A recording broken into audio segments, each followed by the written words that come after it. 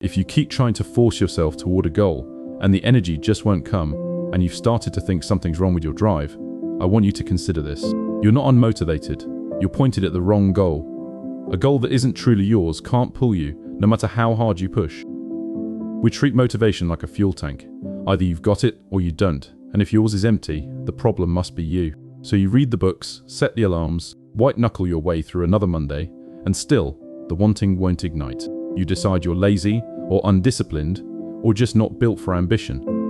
But motivation isn't a tank you fill. It's a force that's pulled out of you by something you genuinely want. And you can't be pulled toward a place you don't actually want to go. Let me give you a picture for it. Think of a goal like a magnet and yourself like iron filings. A real goal, one that matches who you actually are, has a pull you can feel from across the room. You don't have to force the filings toward it. They lean. They want to move. But hold up a magnet with the wrong charge, a goal borrowed from your parents or your peers or some old idea of who you were supposed to become, and the filings just sit there. You can shove them, you can scold them, but there's no pull because the magnet was never made for you. What you've been calling a lack of motivation is really just the absence of attraction.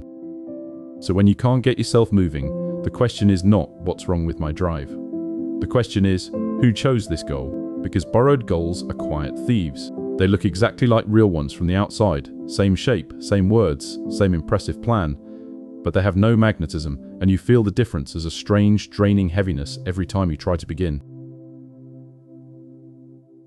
Let me tell you about someone. I'll call him Marcus.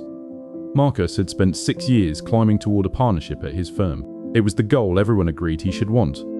His father was proud, his colleagues were envious, the title gleamed at the top of the ladder, and the closer he got, the more exhausted he became. He'd sit at his desk and feel his motivation drain out of him like water from a cracked glass.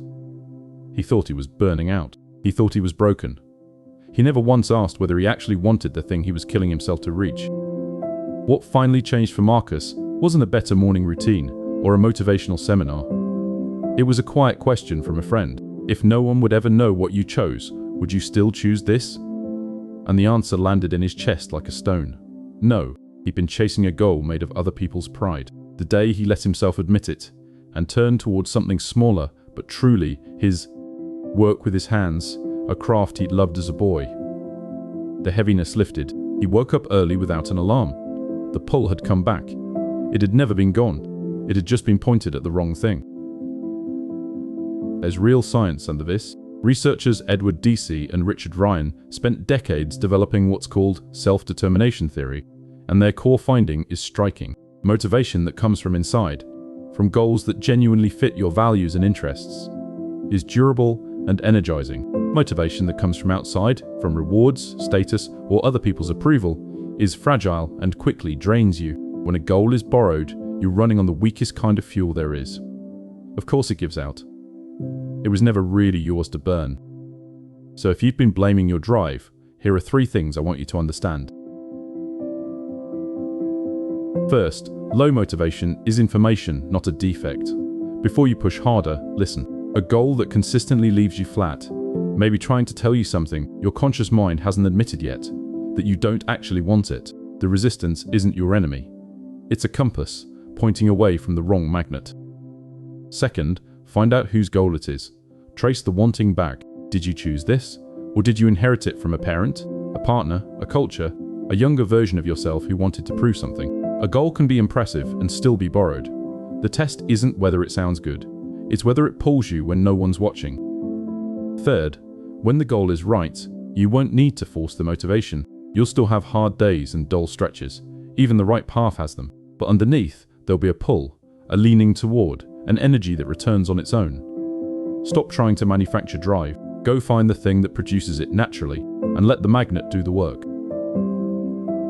So I want you to stop dragging yourself toward a destination that gives nothing back. You're not unmotivated. You're standing in front of the wrong magnet, mistaking the lack of pull for a lack of power.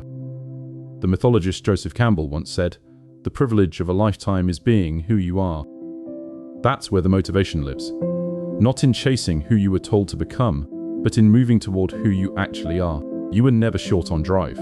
You were just aimed at a goal that could never pull you. So turn, find the one that does, and feel yourself lean toward it without being pushed.